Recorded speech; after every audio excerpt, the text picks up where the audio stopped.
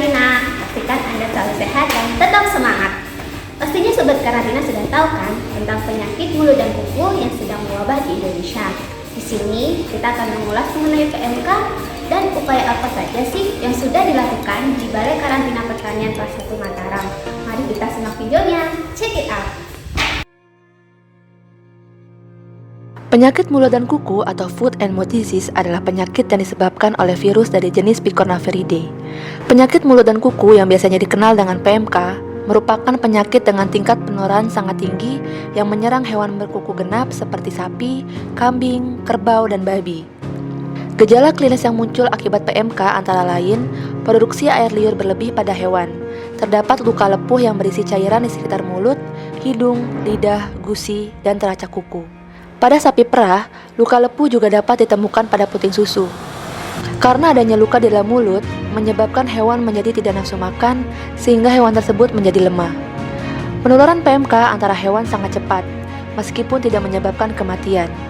Virus dengan mudah menyebar melalui kontak langsung dengan hewan sakit. Kemudian dari material yang terkontaminasi virus seperti pakan, air susu, urin, dan lain sebagainya. Serta penularan juga dapat melalui alat angkut yang tercemar virus. Praktik pemberian pakan mentah berupa sisa-sisa daging atau produksi hewan yang berasal dari hewan sakit. Penyakit ini tidak menular ke manusia atau tidak bersifat zoonosis. Tetapi manusia dapat berperan dalam penyebaran dan penularan PMK bila pakaian dan alat-alat yang setelah digunakan tidak dicuci dengan bersih dan disterilkan menggunakan disinfektan. Penyebaran PMK dapat dicegah dengan beberapa cara, antara lain mencegah kontak dengan hewan sakit atau mengisolasi hewan sakit, disinfeksi kandang, peralatan, dan kendaraan setelah digunakan.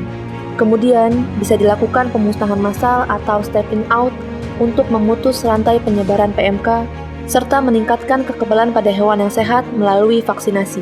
Untuk hewan yang sakit dapat diberikan suntik vitamin dan antibiotik terlebih dahulu sampai sembuh. Tindakan karantina hewan merupakan upaya untuk mencegah penyebaran PMK di pintu pemasukan atau pintu pengeluaran di setiap wilayah di Indonesia, seperti pemeriksaan dokumen yang dipersyaratkan, yaitu surat keterangan kesehatan hewan untuk hewan dan surat sanitasi produk hewan untuk produk hewan, serta dokumen persyaratan lain yang ditetapkan pemerintah. Kemudian pemeriksaan fisik dan pemeriksaan laboratorium untuk memastikan komoditas yang dilalu lintaskan sehat dan layak. Bila hewan dan produk hewan tidak dilengkapi dengan dokumen yang dipersyaratkan, maka dilakukan tindakan penahanan atau penolakan ke tempat tujuan. Saat tindakan penahanan, pengguna jasa diberi kesempatan selama 3 hari kerja untuk melengkapi dokumen yang dipersyaratkan. Apabila selama 3 hari kerja, pengguna jasa tidak mampu melengkapinya, maka akan dilakukan tindakan pemusnahan. Saat wabah PMK, lalu lintas hewan rentan PMK dan produk turunannya sangat diperketat, di mana komoditas yang berasal dari zona merah PMK dilarang untuk dilalu lintaskan. Tidak lupa dilakukan biosecurity dengan menyemprot alat angkut menggunakan cairan mengandung disinfektan yang telah disediakan berupa jet disinfection, hand sprayer, power sprayer, rumah disinfeksi, serta karpet disinfektan untuk pengguna jasa dan penumpang. Sebelum keberangkatan hewan rentan PMK, dilakukan karantina selama 14 hari di instalasi karantina hewan untuk menjamin hewan tidak tertular PMK dari lingkungan atau berdasarkan hasil pengawasan selama 14 hari oleh dokter hewan berwenang, bahwa hewan tidak menunjukkan gejala klinis PMK sebelum dilalu lintaskan. Dan pastikan semua sisa pakan, kotoran hewan, dan sampah dilakukan pemusnahan. Ya Mas. Nah, jadinya kita tahu kan apa saja yang harus dipersiapkan sebelum melintaskan hewan dan produk hewan.